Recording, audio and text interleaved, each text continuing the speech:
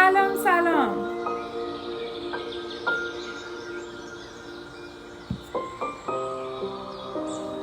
سلام سلام، خوش اومدین. خوش اومدین.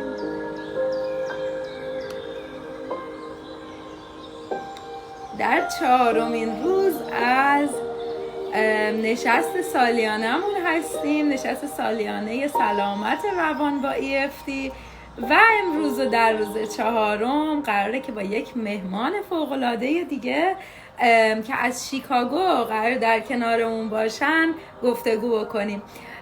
اگه اجازه بدید، چون خانم شیفمن هم اینجا هستن، اگر اجازه بدید من با خوندن بیوگرافی ایشون سریع وارد گفتگوی هیجان انگیز امروز بشیم. سلام سلام، خوش اومدین. خانم جولی شیفمن مستر مددکار اجتماعی و همینطور کارشناس تخصصی EFT با بیش از 25 سال سابقه کاری در این زمینه هستند. ایشون به هزاران مراجع در سراسر دنیا کمک کردند تا موانع ذهنی و احساسیشون رو بتونن از بین ببرن و ویدیوهای اثربخش و پرطرفدار ایشون به هزاران نفر کمک کرده تا بتونن مشکلاتشون رو و همینطور فشارهایی که به صورت ذهنی و احساسی در واقع برشون ایجاد شده رو از بین ببرن و ویدیوهای اثربخش و پرطرفدارشون هم با بیش از 4 میلیون بازدید در لیست یوتیوبرهای اثرگذار و محبوب EFT قرار میگیره. جولی در رشته ها و رویکردهای درمانی مختلف به صورت تخصصی آموزش دیده، اما بیشترین معروفیتش رو به خاطر تخصص و توانمندیش در EFT به دست آورده. ایشون همچنین به مدت 15 سال مدیر ارشد بخش EFT در مؤسسه نچرال هلث در ایالت واشنگتن بوده. جولی همچنین در سخنرانی ها و کنفرانس های جهانی متعددی حضور داشته که نشست سالیانه EFT که توسط آقای نیک اوردنر برگزار میشه از سال 2008 تا به امروز، ایشون هر سال توی این نشست سالیانه هم حضور داشته. یه پرانتز هم همینجا باز کنم و بگم که نشست سالیانه ما هم در واقع ورژن فارسی و الهام گرفته شده از همون نشست آقای اوردنر که در واقع در نیویورک هست داره برگزار میشه و منم باعث افتخار و خوشحالیمه که نشست فارسیمون با همون مهمانها و کیفیت جهانیش داره شکل میگیره. حالا اگه به من اجازه بدیم با خوندن بیوگرافی خانم جولی از ایشون دعوت بکنم که به جمع ما بپیوندن. منظورم ورژن انگلیسی بیوگرافیشون بود. Julie Shifman, a master of social work and also an internationally recognized expert EFT practitioner for more than 25 years, she has counseled thousands of clients, helping them break through physical and emotional barriers. Her life-changing YouTube videos have been viewed more than 4 million times. Julie is trained in various healing modalities, but is best known for her expertise in emotional freedom techniques. Julie was formerly the chief EFT practitioner at Dr. Merklos Center for Natural Health for over 15 years, and she regularly consults with patients at the Sophia Institute in Washington State. Julie has been a featured presenter for the annual Tapping World Summit every year since its inception in 2008. She has presented for many other health-related summits. For more on Julie, visit her website on www.julieshiftman.com or join millions of others who tap along with her videos on YouTube.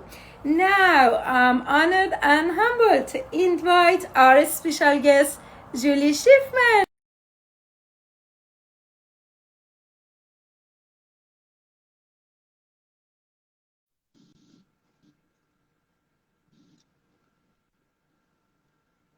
Hi. Hi, can you hear me? Oh, yes, yes. Hear me? Hi, Julie. Hi, Yes? nice to see you. Oh, thank you. I'm super excited to have you here. Thank I you. am so Thank you happy so to be much here. for Thank you joining for me. having me. Oh, that's absolute pleasure. How are you doing, Julie? I'm doing very well, thank you. How are you? I'm really good. I'm really good. I guess this is our very first live presentation, and I guess this is your first bilingual interview as well. Am I right? It is. It is. Uh, I'm so excited about it. yeah, You're helping me to branch out into a different community. So I'm yeah, very grateful for that. Thank you. yeah. Oh, absolute pleasure. So today, I'm trying my best to make it as easy as fun, and make it a really nice experience for you. Hopefully. Oh, yes, absolutely. Yeah. So It'll be great. Oh, yeah, fantastic. So let me just do introduce and also translate this bit and then coming back to you. Yeah.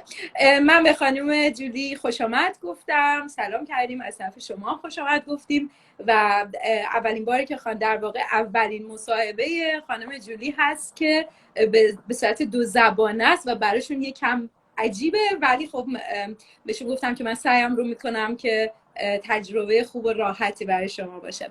Yeah, fantastic. And Julie, today we are going to talk about how stress and tension affect on our body, and of course how to release the tension at the finally we can do that as well. But can we just start with the all the daily stresses and tension that we do have usually, and refer to the pandemic and a very challenging year we've all had, and also, the pandemic is still not settled down completely. So there's so many negativity and also stress going on right now for everyone. So how do want to tell us how this tension could affect us? So stress is around us each and every day, right? Pandemic or no pandemic, there are always stressors in our life. And we just happen to be coming off of a year that was a big one, a big source of stress for a lot of people, obviously. And it wasn't just about the pandemic, right? It was about illness, it was about loss, it was about politics, it was about being quarantined and loneliness and disconnection.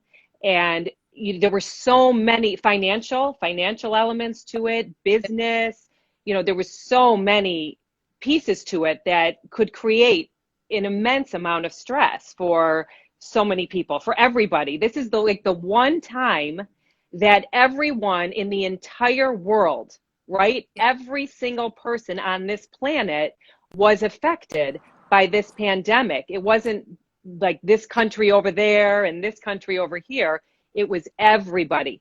And Yeah. everyone was really feeling it.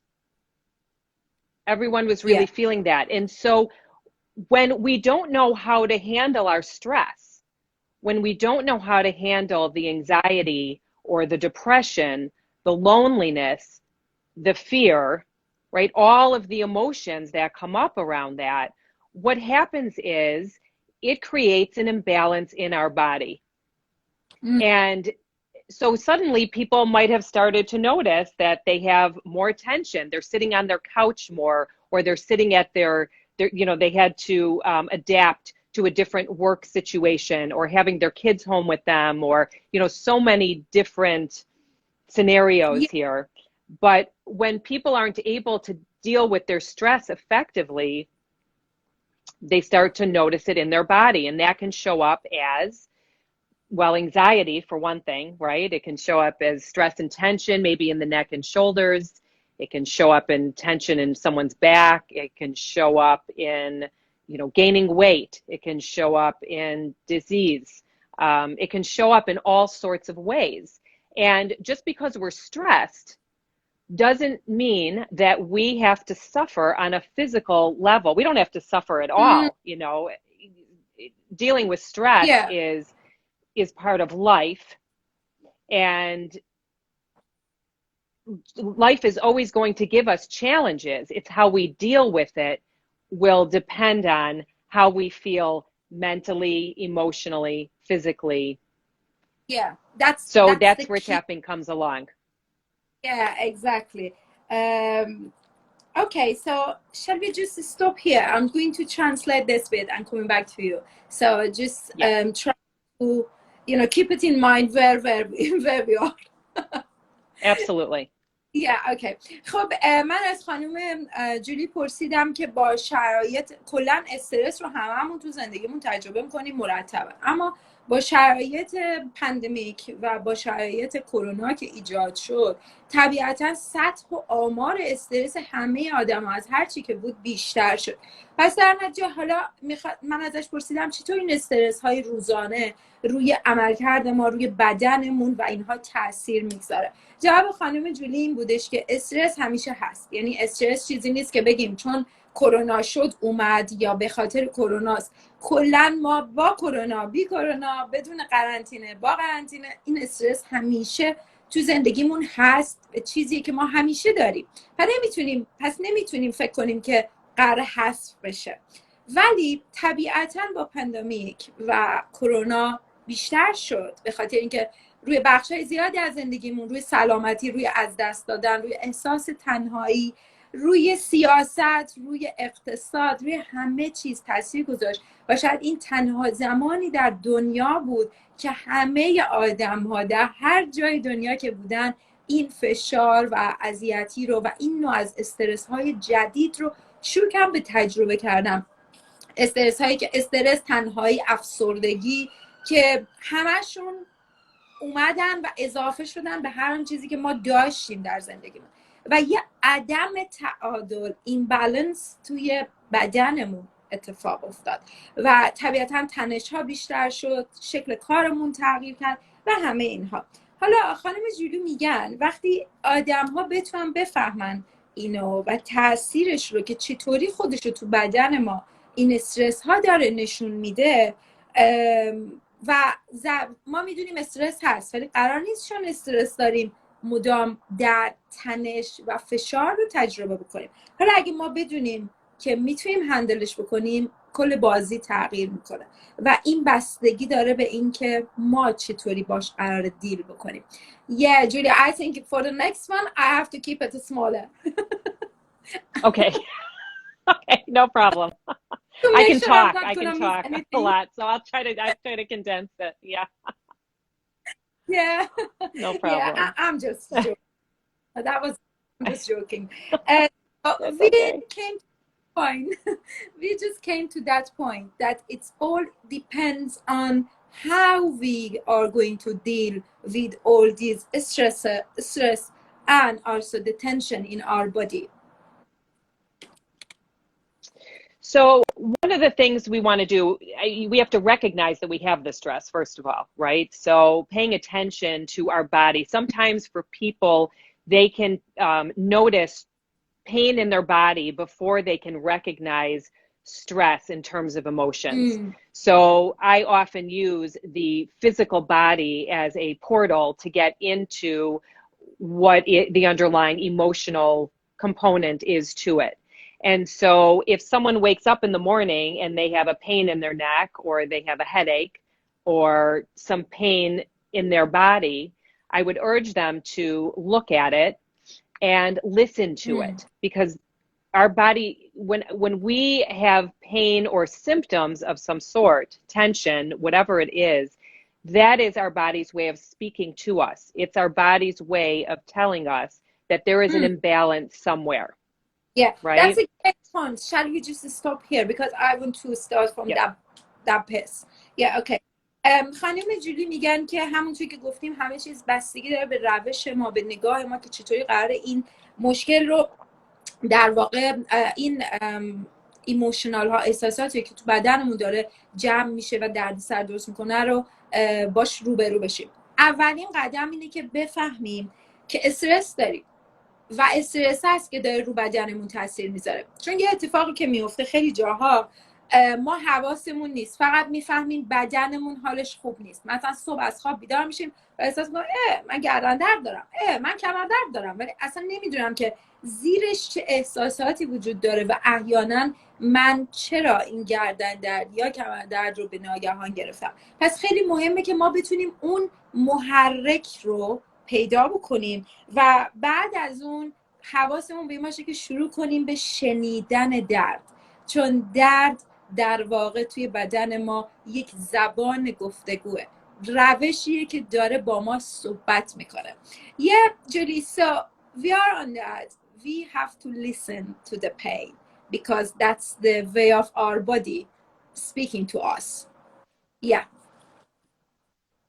Yes. So I have sort of a 4-point strategy that I use and I teach to people to help them to understand the process of this. So I will do this quickly, but I'll give you time to explain it as we go through it. So the first thing is to look at it.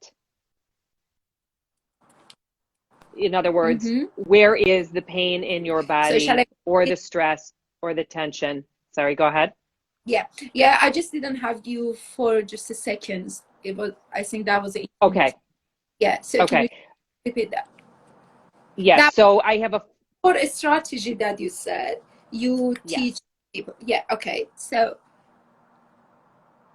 So the first one is to look at it, to recognize where the stress or tension is in your body.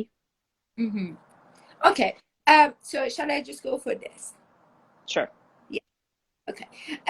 خب خانم جولی میگه من برای اینکه بتونم به مراجعینم و آدم‌ها کمک بکنم تا بتونن اینا رو که این علائم و نشانه‌های اضطراب رو و درد رو توی بدنشون کشف بکنن، یه استراتژی دارم که 4 تا استپ داره.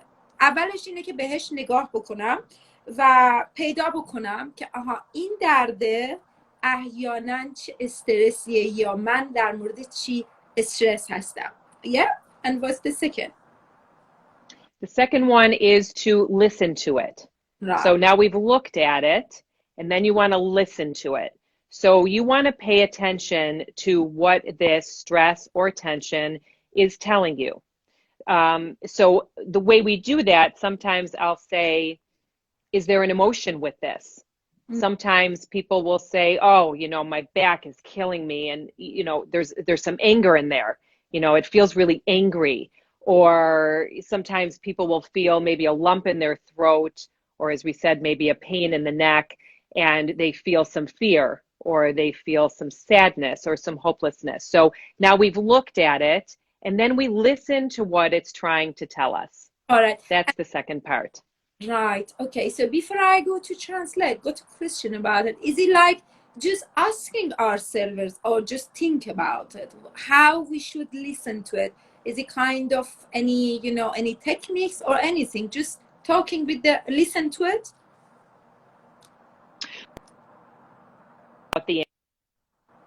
But it's more or less, you can say, what is this trying to tell me? What is this trying to tell me? Why is this here? Right. Okay. So that's another good point. So okay. خب قدم اول گفتیم نگاه کردن به اون استرسه یا اون درد و نگاه کنیم بهش، فقط ببینیمش، ریکگنایزش بکنیم. دوم بهش گوش بدیم و بهش توجه بکنیم. ببینیم این درده، این گرفتگیه، مثلا گردن درد، کمر درد، چی میخواد بهمون بگه؟ مثلا طرف میگه که من یه چیزی تو گلوم دارم حس میکنم، وقتی بهش فکر میکنم این پر از ترسه، برام احساس ترس دارم. یا میدونی گردن دردم پر از عصبانیتم. مهمه که بتونیم بشنویم، چون دردها همیشه راه حرف زدنشون با ما هستن. یه پیغامی برای ما دارن و غیر از این نمیتونه باشه. پس همیشه گزینه دوم اینه که بتونیم بفهمیم چه احساسی پشت این درد هست. که من سوال کردم خب حالا چطوری ما بشنویم این دردو؟ و خانم جولی گفتن خب یکی از روش ها و تکنیک ها اینه که تپ بکنیم و شروع کنیم صدای درد رو بشنویم. Yeah, and what is the third one? The third one is some that could be a little challenging for some people, which is to love it. You know, when we do tapping, we say, when we tap, we say, even though I have this pain or problem, I love and accept myself anyway, right? I love and accept myself. And so if you can't love it, you know, you have to come from a place of some sort of acceptance before you can move on from it. So now we have looked for it. We've looked for the problem or the pain. We have listened to it, and then we love and accept it. And then we move into the fourth piece of it. Yeah, that's a nice one.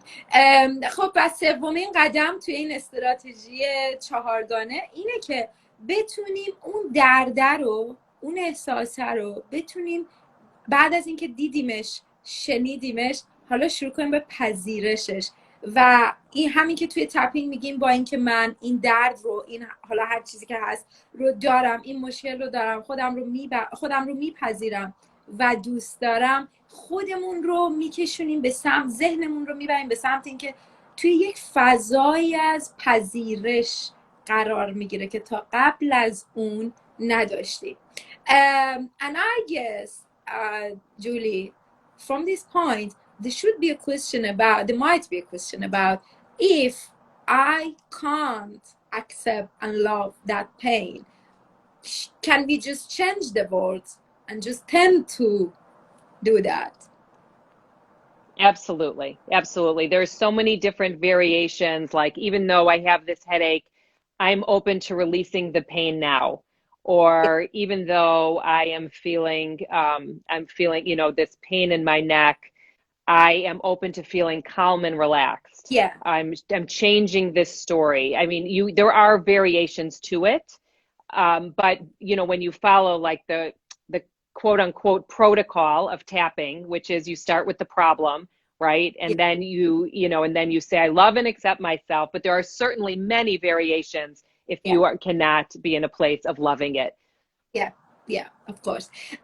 خب من در ادامه گفتم ممکنه برای خیلی از شما این سوال پیش بیاد که حالا اگه من درد دارم چطوری میتونم به راحتی بگم که I love and accept myself، من خودم رو دوست دارم و میپذیرم، یا این درد رو دوست دارم و میپذیرم. من نمیتونم. و خانم جولی میگن که هیچ اشکالی نداره، حتی اگر احساس کنی نه من نمیتونم بگم دوست دارم خودم رو یا این درد رو میپذیرم، فقط کافیه انقدر که این تنوع وجود داره در جمله بندی ها، هیچ اشکالی نداره. شما خیلی راحت میتونید جمله رو تغییر بدید، مثل اینکه من سعی میکنم که خودم رو دوست داشته باشم و بپذیرم، من حالا آماده‌ام برای اینکه شاید در آینده این درد رو بپذیرم. یعنی میتونید کاملا بنا به حالتون این احساس رو، این جملات رو تغییر بدین. و خود این که ما تو تپینگ میگیم با این که من این مشکل رو دارم اما خودم رو میپذیرم، خود این کمک میکنه، اون تیکه اولش با این که من این مشکل رو دارم کمک میکنه که ما ذهنمون رو باز بکنیم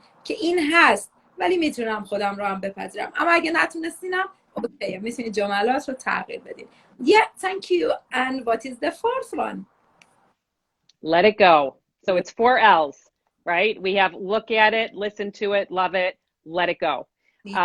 And so that's the biggest piece, because sometimes we tend to hold on to stress and tension. We think we think that we need to push on, that we need to ignore it. That's the only way to get through the day is if we ignore it.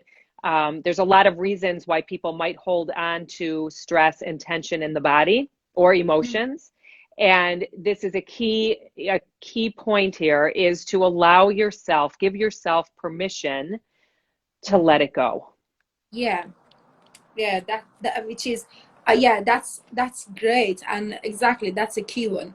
Yeah.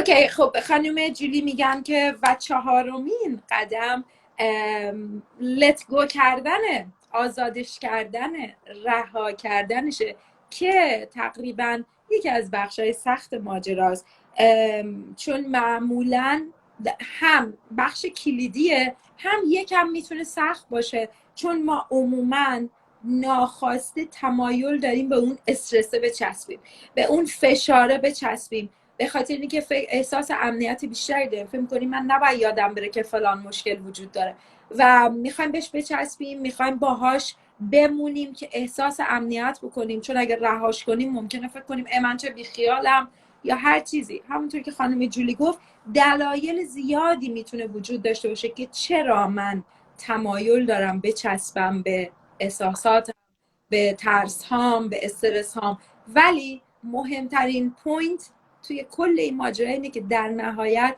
من به خودم اجازه آزاد کردن شدم، اون پرمیشن رو بدم که آزادش کنم و با وجود بودن اون مشکل ولی من بتونم آروم بگیرم. و در واقع شد یک، نگاه کنیم بهش، دو، بشنویمش، سه، بپذیریم و عاشقانه دوست داشته باشیمش، سعیمون رو بکنیم حداقل، و چهار، let it go، بذاریم بره، آزاد کنیم اون فشار رو. Yeah, that was fantastic. Yeah, I just gone through the 4 steps, you know, at the end. Yeah. Yeah, Awesome. so perfect. And then for letting it go, well, that should be a question. How we could let it go? How we could accept that? Which I know it should be, the answer should be tapping for us, isn't it? That is the answer. I mean, there's a lot of different ways, right? There's a lot of great techniques out there. I happen to be passionate about tapping. You're passionate about tapping. Yeah. Tapping is one of the best ways I know to let it go, because it so quickly can change your mindset. But it also, you know, it sends that message to that part of your brain that might be holding on to things, the stress, the fight or flight. Yeah. And it helps to relax your mind. It helps to relax your body, and it can be within just minutes. Yeah. You know, so someone can go from being at, you know, 0 out of 10, they can be at an 8, just feeling completely stressed out and, you know, tension or wherever it is that they're carrying it, and do a little bit of tapping and realize that, wow, I feel so much more relaxed now. Yeah, that's right. You know, for us, we are a tapper and interested in tapping, and that's the same story. You know, every day I'm thinking about, oh wow, I can't believe how just 1 minute, 2 minutes of tapping helped me to just, you know, release all that daily tensions, you know. And yeah, okay. خانم جولی، ازشون من این سوالو کردم که خب اوکی، حالا تو این نقطه‌ای که ما ایستادیم، مطمئنم سوال اینه چطوری ما باید اینو بپذیریم، چطوری ما باید روش در واقع لتت گوش کنیم، آزادش بکنیم. که بهشون هم گفتم میدونم جوابت چیه، برای ما تپینگی ها حتما جواب تپینگه. و خانم جولی گفتم بله، حتما جواب برای ما تپینگه، به خاطر اینکه من یا تو آدمایی هستیم که با تپینگ حسابی بهمون خوش گذشته، ازش استفاده کردیم و این ابزار ماست. اگرچه که در دنیا میتونه ابزارهای متعددی وجود داشته باشه که بتونه به شما کمک بکنه، ولی توی این نقطه ما میدونیم که تپینگ که از اون روش‌های بسیار اثرگذار و سریعه که حتی میتونه در 1 دقیقه 2 دقیقه شما با عدد استرس 8 شروع بکنی، یه دفعه بیاد روی 1 2 و یه دفعه متوجه میشی چقدر راحت این اتفاق افتاد و در واقع تجربه ما رو برای تمام روزمون تغییر میده. حالا چرا این اتفاق میفته؟ قبلا زیاد در موردش صحبت کردیم ولی خانم جولی هم بهش اشاره کردن. چون وقتی ما شروع میکنیم به تپ کردن، در واقع داریم اون بخش فایت و فلایت یا بخش جنگ و گریز رو توی مغزمون خاموش میکنیم و بهش احساس امنیت میدیم. در نتیجه بدن میتونه آروم آروم شروع بکنه به آزاد کردن تمام فشاری که توی بدنش داره حفظ میکنه. Yeah, and Julie, we could say with the tapping we are going to be in a place of more safety in terms of, you know, fight flight response and or maybe freeze response, that the place of safety that we feel. Absolutely. Yeah. No question. Yeah. Because when we're feeling stressed, very often we get to a place of feeling scared or not knowing what to do, feeling overwhelmed, feeling confused, feeling tired or brain fog. You know, all of those things go along with stress. And when we tap, it helps to bring us back into balance. Right. It helps to bring us back into our body and feeling grounded, right? and recalibrated. It helps to calm down our nervous system. And when all of those things happen, then you're right, Lily, then, you know, then we feel safe. Then we feel safe. Yeah. اوکی و من ازشون یعنی من این رو اشاره کردم، پس در واقع ما با تپینگ کمک میکنیم تو اون شرایط به خودمون که ذهنمون رو که به شدت به هم ریخته بیاریم توی یک شرایط ایمن و امن و با اون سیفتی و ایمنی که ذهنمون براش ایجاد میشه ما شروع میکنیم به بهبودی. و خانم جولی تایید کردن که کاملا همینطوره، چون وقتی ما استرس هستیم، وقتی به هم ریخته هستیم، خسته ایم، کلافه ایم، نمیدونیم باید چی کار کنیم، اصلا از کجا شروع بکنیم، گیجیم و تو این شرایط اصلا مغزمون کار نمیکنه و طبیعتا از بالانس و تعادل هم خارج میشیم. حالا وقتی شروع میکنیم به تپ کردن، در واقع دوباره بالانس رو به بدنمون و مغزمون برمیگردونیم، آژیرهای خطر رو خاموش میکنیم و در واقع در نهایت سیستم عصبی، اون نرف سیستم رو شروع میکنیم به آروم کردن. و وقتی feeling grounded، وقتی احساس میکنیم که من در امنیتم، من اینجام و خطر عجیب غریبی تهدیدم نمیکنه، فقط یه استرس روزمره است، اون موقع است که میتونیم شروع بکنیم از خود واقعیمون، مغزمون و تمام توانمندیمون استفاده درست بکنیم. Yes, so in this point, are we lucky enough to have we are. I think we must. That's the best part of the whole thing. Yeah, exactly. Yeah, I was joking, you know, because absolutely that's I think we are all lucky to have you here, and I'm so excited for that. So just let me translate this bit and coming back to go for our tapping, diving into that. Absolutely. Yeah. So what I'm going to have you do first is to ask your audience to connect with a stress in their life, and also pay attention to where they feel stress in their body. So just, you know, have and 0 to 10, how intense is the stress and tension wherever it is in their body? Everyone's going to have their own answer with that, but I would ask you just to have them connect with that first before we tap. Okay. And does it really matter if they should have any pain in their body, or it doesn't matter, just any tension, anything? Just stress or tension. Yeah. Just have them connect, you know, even if they just feel some tightness somewhere, it doesn't have to be pain, but if they feel some tightness or some discord, some imbalance somewhere, just have them connect with whatever's going on in their body, whatever it is for them. Yeah, okay. So it's all about just connecting with the body. Yes. Yeah, okay. ما یادم رفت راستش انقدر طولانی شد یه پوینتی که گفتن رو. حالا به هر حال یه تیکه از حرفا یادم رفت، سوری، ولی ماجرا اینجاست که ما الان میخوایم بریم تپ بکنیم روی این ماجرا، چون قراره به بدنمون اجازه بدیم که برگرده به اون بالانس و به اون آرامش. و جولی از من خواست که در واقع به شما بگم برای این لحظه، برای اینکه داشتم این یادم اومد چی گفتیم با هم دیگه که فراموش شد، داشتم بهشون میگفتم اگر ما به اندازه کافی خوش شانس باشیم الان میتونیم ازت خواهش کنیم برامون تپ کنی، که گفت که واقعا فکر می‌کنم بهترین راهکار همینه که ما الان با هر فشاری، با هر احساسی که داریم بتونیم در واقع کانکت بشیم، ارتباط برقرار کنیم و روش تپ بکنیم. در ضمن خانم جولی از من خواست که به شما بگم تو این لحظه فقط مهمه که با بدنتون کانکت بشید. میتونید چشاتون رو ببندین یا حالا هر جوری که راحت‌تر ارتباط میگیرین، فقط برگردیم به استرس و فشاری که همین الان و توی همین لحظه احساس میکنید. ببینید کجای بدنتونه. لازم نیست حتما درد باشه.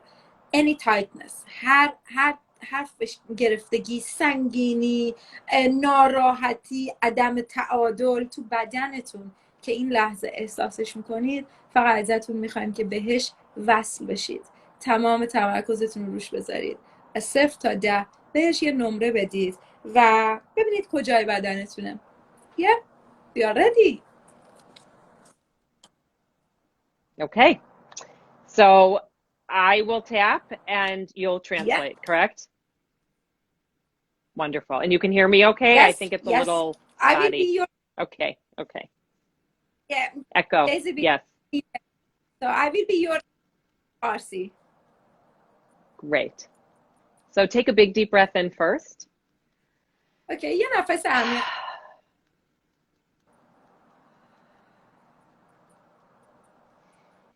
Even though I'm feeling stress and tension in my body, با اینکه من توی بدنم احساس استرس و تنش میکنم.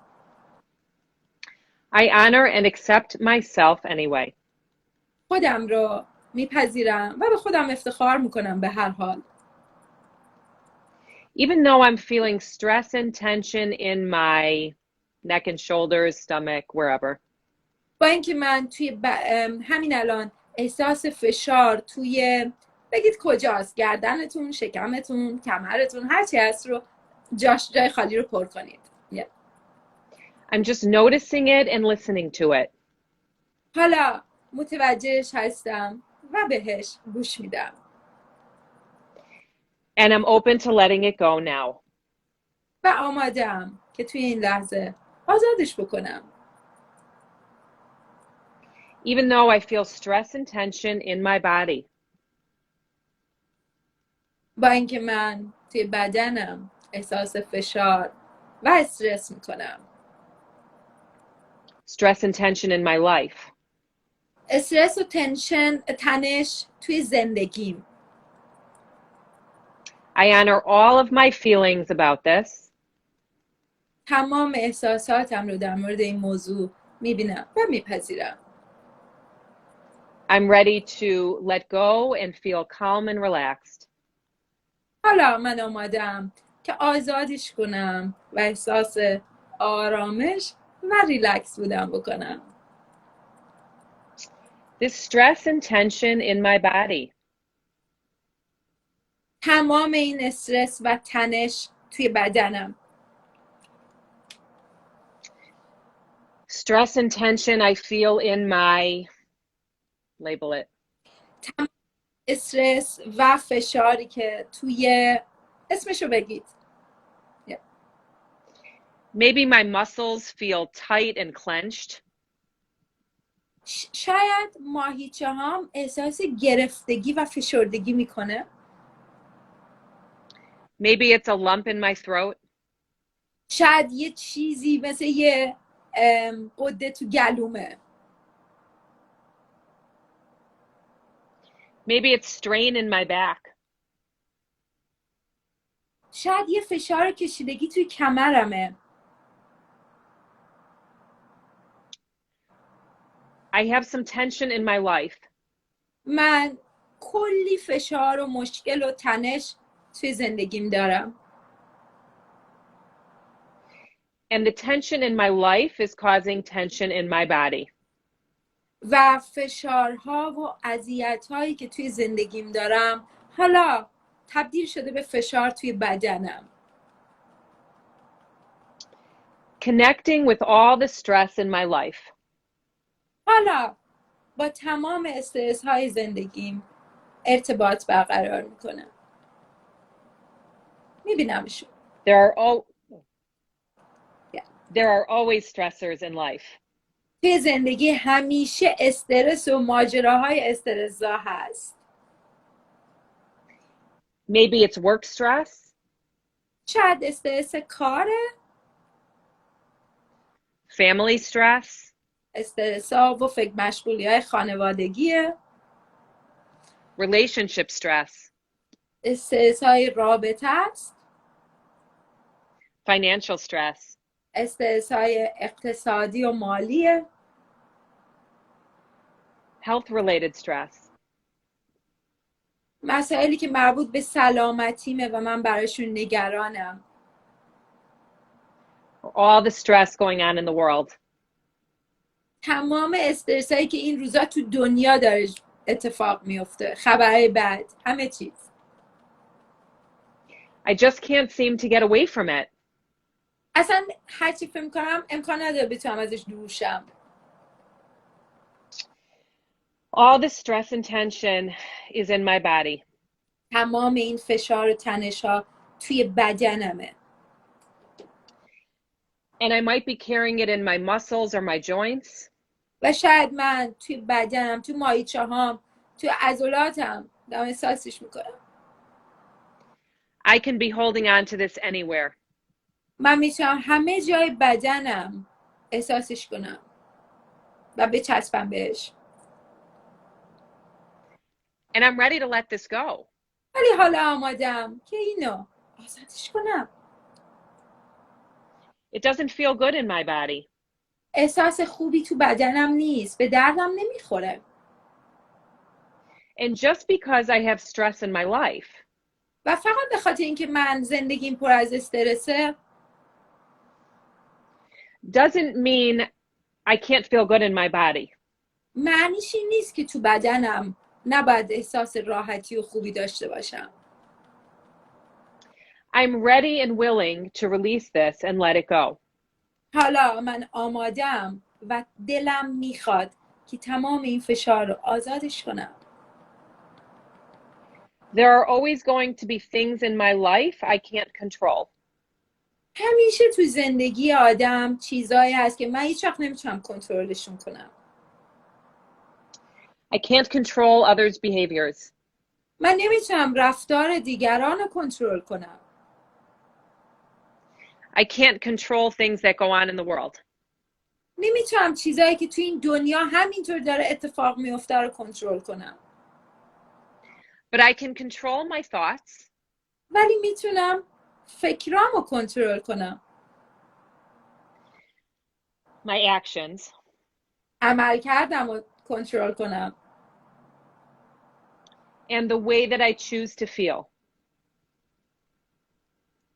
و اینکه چطوری احساس بکنم. با وجود تمام این مسائل منم که انتخاب میکنم چجوری احساس کنم. What do I choose to feel now? چی رو میخوام الان انتخاب کنم که بهش فکر کنم. I'm releasing and letting go of any fear in my body. حالا من هر ترسی رو توی بدنم آزاد میکنم و اجازه میدم که رها بشه. I'm letting go of the anger in my body. حالا من تمام عصبانیت و خشم رو از بدنم آزادش میکنم. I'm releasing the powerlessness in my body. I'm releasing sorry I didn't get the word. Powerlessness. Powerless. من احساس بی‌قدرتی و ضعف رو آزادش میکنم از بدنم. I'm releasing any shame and guilt. حالا هر خجالت و احساس گناهی رو آزادش میکنم. Letting go of all the hopelessness. تمام ناامیدی مطلقم رو آزادش میکنم.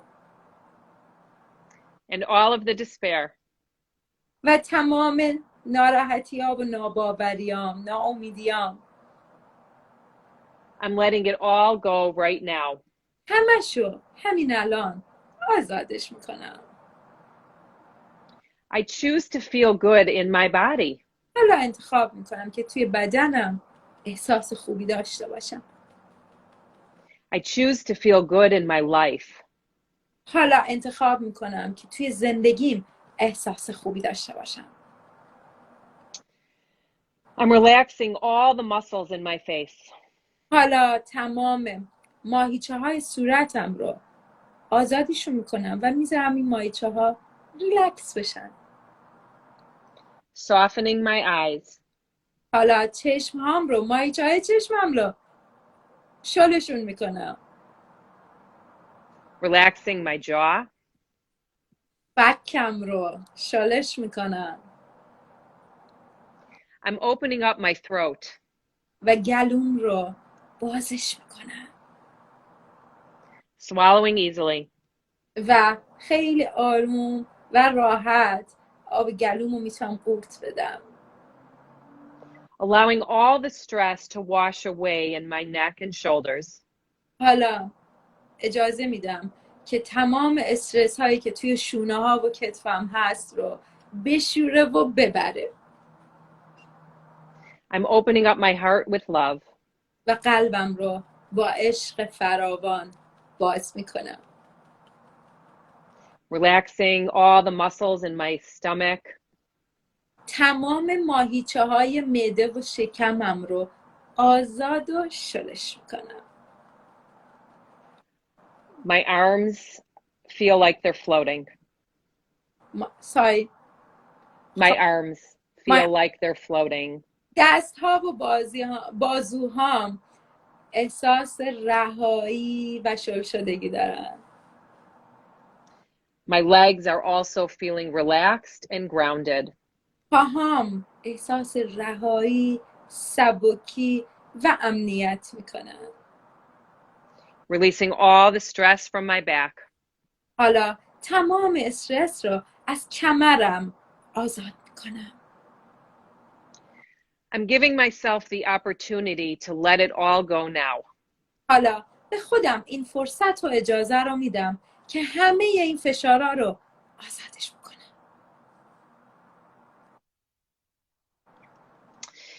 Allowing my whole body to relax. حالا به تمام بدنم اجازه آرامش و ریلکس شدن میدم. I have permission to relax. اجازه میدم که آروم بگیره. I no longer need to carry this stress with me. دیگه نیازی ندارم که تمام این استرس رو با خودم بکشم. I'm releasing and letting go. من آزادش میکنم و اجازه میدم. Feeling calm and relaxed in my body. و اجازه میدم که توی بدنم احساس آرامش و ریلکسی بکنم. Peace. Tap your wrists together and say peace. این نقطه رو هم که احتمالاً میدونید.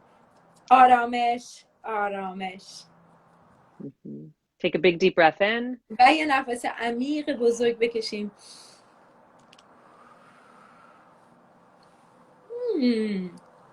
Thank you. See how that feels. You're welcome. It feels good, right? Yeah. Yeah, I do even feel that lightness. And as soon as you mention relaxing my jaw, I realized, oh my God, how many tension are maybe holding on my jaw. And that was fantastic, because in that moment, even I wasn't aware of that tension in my jaw.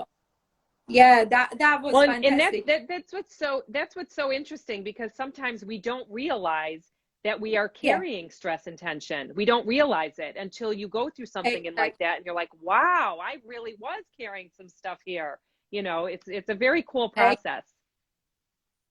Yeah, exactly.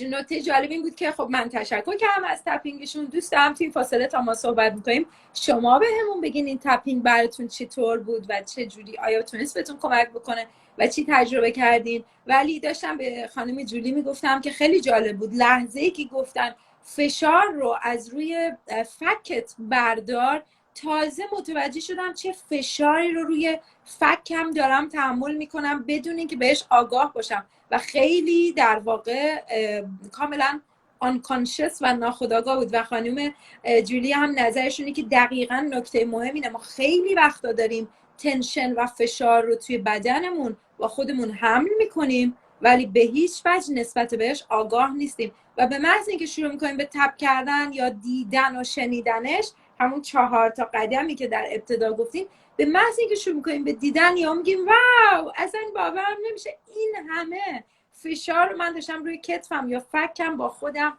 میکشم. Yeah, that was really great awareness for myself as well. And now I'm trying to read out the comments and see others experiencing. Wow. I'm glad there's some English as well, so you can see how they experience as well. But thank you. Yeah, they are saying thank you. And yeah, lady mentioning she exactly could see how the pain is just going away. And wow. There is, yeah, everyone feeling relieved, and yeah, fantastic. Thank you for that. That was really good, Julie. And yeah, you know, this is the point. I think even more than releasing, it's all about, we just at the first point, we need to recognize it. If we don't know how we could just work on it, that's really important. It's so important. And it's something that is relatively easy. You know, it's something that all, you know, just connecting to your body for a moment. And a lot of people don't know how to do that. And it's something that I teach on a regular basis in my videos, and I teach it, you know, online. And it's so important to recognize how the emotional part of us and the physical part of us are so closely connected. You can't separate them. And once you're able to just identify what's going on, it really can be momentary until you release it and let it go. I mean, that tapping was probably less than 10 minutes. And someone might have gone from, you know, I didn't see all the comments, but, you know, they started, you know, with stress or tension. I can see one here. It says, you know, had lots of pain, you know, let go of the tension in their body. And that's just minutes, right? It takes just a few minutes. And something that they can do on their own. You don't have to wait to see, you know, your chiropractor, go to the, you know, any of those things. They're all great. You know, those elements are great. See your chiropractor. Yeah. You can do and it yourself. To me,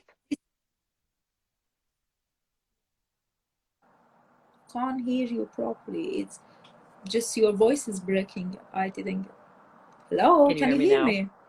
I can now. Oh, yeah. Can you hear me? Okay.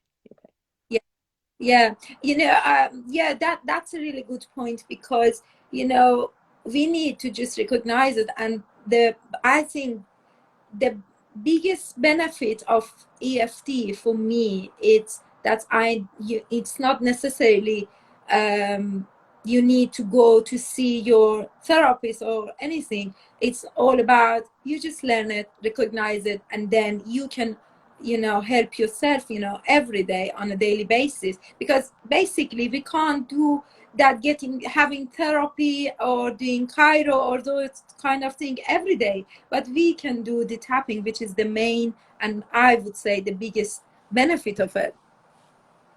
Absolutely. The only one thing I would say about that is to be sure, if somebody is experiencing trauma or real severe overwhelm, be sure to reach out to someone. It can be overwhelming to do for yourself if you're really dealing with something intense. So I just want to say that. Yeah, of course, because, you know, we always keep saying, you know, the safety and feeling safe is the priority when you trying to work on yourself. Yeah, of course. I will add that as well. خب ما در مورد این صحبت کردیم که واقعیتش هم اینه که مسئله اینه که ما اول از همه باید بفهمیم که در واقع من این استرس رو دارم و دارم توی بدنم احساس میکنم. مثل همین جریان این که من تازه متوجه شدم توی فکم دارم استرس یا تنشن رو به دوش میکشم و حواسم بهش نیست. حالا وقتی من نمیدونم چطوری اصلا میخوام روش تپ بکنم، یا چجوری اصلا میخوام برم مدیتیت کنم یا به خودم کمک بکنم، هر چیزی، مهمترین قدم اینه که اون لحظه رو من یه لحظه بایستم و بگم اوکی، این درد میخواد بهم چی بگه. و همون دوباره 4 تا قدمه، این که نگاش کنم درد رو، بفهمم چی میخواد، listening to it، بشنومش، و بعد حالا براش کاری بکنم. و بزرگترین حسنش اینه که لازم نیست شما هر روز بخواید برید مشاور ببینید، بخواید برید مثلا طب سوزنی انجام بدین، کایری پرکتیک بکنین، ماساژ بگیرین. من میگم بزرگترین بنفیت و مزیت تپینگ اینه که شما میتونید روی خودتون انجامش بدین روزانه و خودتون روزانه به خودتون کمک بکنین. و البته خانم جولی هم در نهایت اضافه کردن که حواسمون باشه اگه مشکل حادیه و اگر چیزیه که ممکنه به محض وارد شدن توش اذیت بشین، خیلی خیلی ضروریه که حتما کمک بگیرید، حتما با تراپیست، درمانگر، مشاور، کسی که بتونه تخصصی بهتون کمک بکنه. در نهایت امنیت، حتما همیشه امنیتتون اولین قدم باشه، ولی به صورت کلی شما به راحتی میتونید توی 5 دقیقه 10 دقیقه تب کردن این فشاری رو که حتی بهش آگاه نیستین رو آزادش بکنین و این خیلی خیلی به نظرم امکان و شانس بزرگیه که تپین بهمون میده. That's absolutely great point. And you know, I'm still reading out there is overwhelming comments actually. Okay. People are Like saying what? thank you. I'd love to know. Good things? Yeah.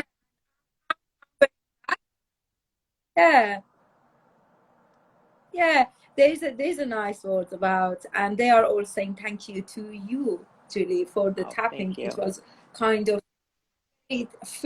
I even felt the relaxation in my body, and and I was trying to just again go through that 4 steps that you already told us, because that's I think now I could say that 4 point was the biggest key to just recognize it and then work on it.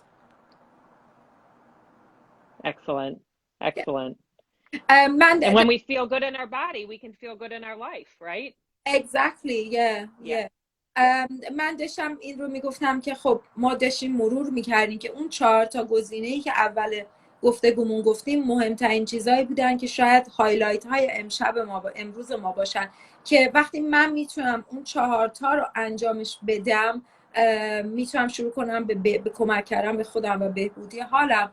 و به قول جولی وقتی من توی بدنم احساس خوبی داشته باشم، حتما توی زندگیمم احساس بهتری خواهم داشت، که تمام پوینت این تب کردن ها همینه، این که ما بتونیم احساس خوبی در زندگیمون داشته باشیم. Thank you so much, Julie. And you know, time is flying. I can't believe it's already an hour. I know. Yeah. Thank you so much for having me. Really, I'm so flattered that you had me on. And again, it helps me to reach more people in a different community. So thank you for that. I'm grateful.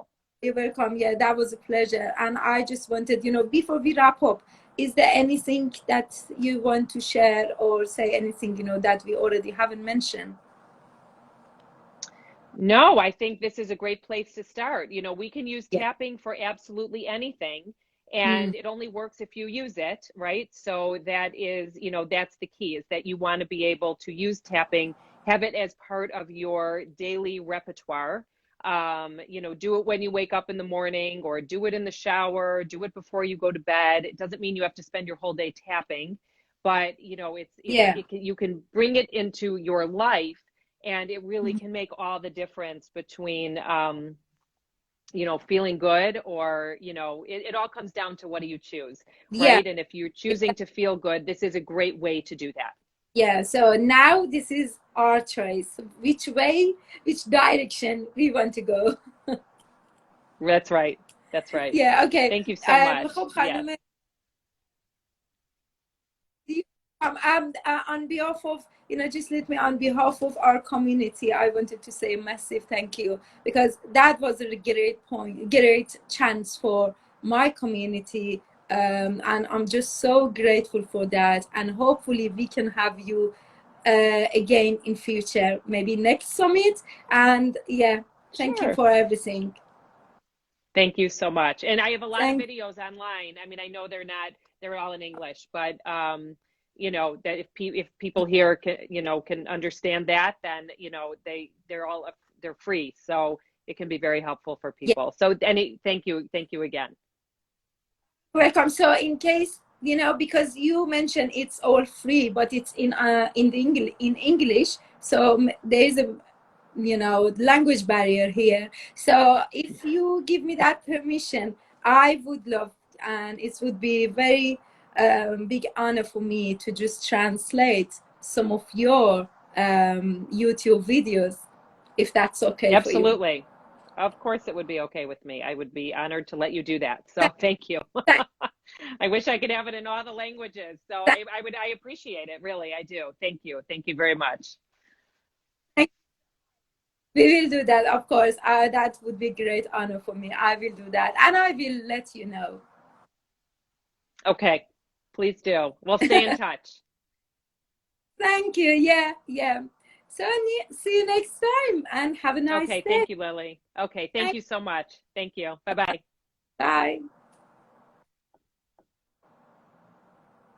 خب ما اینقدر بخش انتهای صحبتمون طول کشید، من یه بخشش یادم رفت، ولی تمام صحبت پایانی روی این بود که در نهایت از این نقطه ما میدونیم که با یه چیزی مثل تپینگ میتونیم به خودمون کمک بکنیم و خیلی راحته. حالا از این نقطه این فقط میرسه به انتخاب این که من میخوام انتخاب بکنم که حالم بهتر باشه، میخوام انتخاب بکنم که تو این حال بده بمونم یا 10 دقیقه صدای درد رو بشنوم، تپینگ رو بیارم توی زندگی روزانم. فقط 10 دقیقه 5 دقیقه، لازم نیست تمام روز تپ بکنیم، اون رو تپ بکنم و کمک بکنم با اینکه حال بهتری داشته باشم. و منم گفتم خب حالا از این به بعد این انتخاب ماست که میخوایم کدوم طرفی رو انتخاب کنیم، بریم به سمت حل کردن دردها، پایین آوردن اضطراب‌ها و فشارها توی بدنمون، یا اینکه نه بچسبیم بهش و بگیم دنیا جای افتضاحیه و من همش باید درد بکشم چون این استرس‌ها رو دارم، چون این اعصاب خوردی رو داشتم. و حالا از این به بعد حتی اگه دردم تجربه کنیم میگیم اوکی انتخاب خودم بود و دلم نمیخواد تپ بکنم. امیدوارم که انتخابتون این نباشه، انتخابتون این باشه که با تپینگ 5 دقیقه 10 دقیقه روزانه به خودتون کمک بکنید. خانم جولی هم اشاره کردن که کلی ویدیو روی موضوعات مختلف توی یوتیوب دارن که طبیعتاً به خاطر مشکل زبان ممکنه بهش دسترسی نداشته باشید. اگر زبان انگلیسی رو اوکی هستید و میدونید خیلی راحت میتونید از ویدیوهاشون استفاده کنید. خیلی وقتا من خودم به ذهنم نمیرسه، دلم میخواد یک فایلی گوش بدم، خیلی وقتا خودم فن خانم شیفمن هستم و تپینگاشو روزانه انجام میدم و من ازش اجازه گرفتم که اگر اوکی باشه و اجازه بده من یه تعدادی از فایل های ویدیویش رو به فارسی ترجمه بکنم که ایشون هم خیلی تشکر کرد از اینکه به واسطه این ماجرا، به واسطه نشست و به واسطه این ترجمه ها میتونه با یک آدینس و گروه مخاطب جدید که شما عزیزای من فارسی زبان ها هستید ارتباط داشته باشه و بهمونم قول داد که در هفته‌های در سالهای بعدی نشست سالیانه اون هم دوباره شرکت بکنه که باعث خوشحالی مونه که عزیزا و استادای بزرگی مثل خانم شیفمن اعتماد میکنن به من و برای کامیونیتی و جامعه فارسی زبان کنارمون قرار میگیرن. و مرسی ارغوان جان، توی ترجمه ویدیوهای خانم جولی اگه کمکی از من برمیاد خیلی خوشحال میشم. اصلا فوق العاده است. بفرمایید از غیب بهمون کمک و امداد رسید حتما و با کمال میل حتما با هم در ارتباط خواهیم بود ارغوان جان و خیلی کمک بزرگی نه به من یا فقط خودت که به تمام جامعه ایرانی خواهی کرد اگر که دست به کار بشی و ترجمه بکنیم و منم براتون تبدیل فارسیش رو خواهم ساخت. به حالا من یه نگاهی بکنم میدیدم که چقدر پیام‌های خوب دارین، بخونم و مرسی از این همه کامنت های شیرین و جذابتون.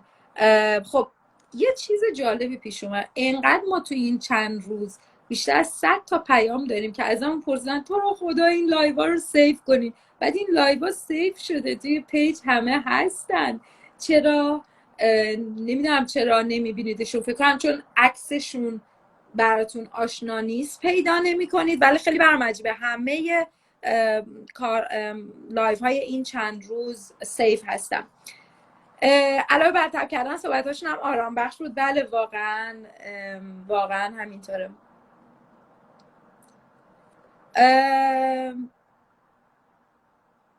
دارم پیاماتو میخونم. رگ سیاتیکم آروم شد خدا رو شکر. کمرم یه هفته بود اذیتم میکرد، دردش به پای چپم میزد، یهویی از بین رفت. حالا با این اتفاق چرا که نه برگردین و روزهای آینده دوباره با این تپینگ تپ بکنید و به خودتون کمک بکنید. مهم بچه‌ها اینه که یادتون نره که شما میتونید به خودتون کمک بکنید. نگاه کنید به درد، بشنویدش و بپذیریدش و بعد آزادش کنید. این روش همیشه جواب داده. من به عنوان کسی که سالها با بیماری و دردهای جسمانی دست و پنجه نرم کردم، تنها چیزی که نجات بخش بوده برای من تپینگ بوده. نمیخوام بگم بقیه روش‌ها نبوده، ولی وقتی درد زیاد میشه، شرایط حاد میشه، روش‌های دیگه به من کمکی نمیتونست کمک ماندگار بکنه. ولی پافشاری و کار طولانی و مداوم روی دردها باعث شد که من به لولی از بهبودی دست پیدا بکنم که در خواب هم نمیدیدم و فکر میکنم باید تا آخر عمرم با اون دردها و بیماری ادامه بدم. و از زمان کرونا با تپینگ و شما آشنا شدم. خدا رو شکر کرونا برکت هم زیاد داشته برای هممون. خود کرونا باعث شد من پرکارتر بشم و بتونم تپینگ های بیشتری رو تدارک کنم. اگه بخوام بخونم در واقع خیلی زیادن، اما خیلی ازتون ممنونم و میخوام قبل از اینکه خداحافظی بکنم ازتون یادآوری بکنم که خواهش میکنم ازتون این فایل ها رو، این لایو رو، این نشست رو به دوستانتون معرفی بکنید. این بهترین روشیه که خستگی چندین ماه بدو و شب نخوابی و کار تیم ما رو میتونید در واقع از تنمون در بکنیم. وقتی میبینیم که این همه زحمت مثلا به اشتراک گذاشته نمیشه، تعداد کمتری آدم میبینه، در حالی که میتونه معجزه آسا و راهگشا باشه، ولی حالا با لایک نکردن، با شیر نکردن باعث میشه اینستاگرام این محتوا رو از دسترس بقیه مخاطبین خارج بکنه. پس لایک شما، کامنت شما، به اشتراک گذاریتون کمک میکنه تا راهگشا بشه برای آدم‌های بیشمار دیگه. ازتون خواهش میکنم که این محتوا رو، این همه زحمت رو به اشتراک بگذارید و به قول دکتر شیلی تک‌خوری نکنید توی داشتن حال خوب. مسابقه امشب رو هم چند ساعت دیگه پستش رو میگذارم با جوایز باحال. توی این 7 شب کنارتون خواهیم بود و امشب جایزه ویژمون فایل صوتی فول بادی ریلکسیشن یا ریلکسیشن کامل بدن که ساخته خود من هست و یکی از اون فایلاییه که هر موقعی من از شدت درد یا گرفتگی عضلانی از توی تخت کنده نمیشم و قراره یه روز پردرد داشته باشم، به دادم میرسه و نصف روز میگم من همون بودم که حالم صبح بد بود. بسیار بسیار فایل قدرتمندیه. اینه که پستشو میگذارم، از تجربهتون بهمون بگین، حواستون باشه شرایط مسابقه رو درست پیاده بکنین و در یک کامنت همه اون شرایط رو اجرا بکنین تا سیستم بتونه شما رو شناسایی بکنه و وارد قرعه کشی بشید. دیگه همین، مراقب خودتون باشین، روز شب باحالی داشته باشید. راستی فردا تعطیلیم، فردا لایو نداریم، یعنی فردا نشست مصاحبه نداریم. از شنبه تا دوشنبه باقی مونده مصاحبه هامون رو خواهیم داشت و روز شنبه روی یه موضوع خیلی فوق‌العاده قرار صحبت بکنیم، موضوع اوتیسم در کودکان.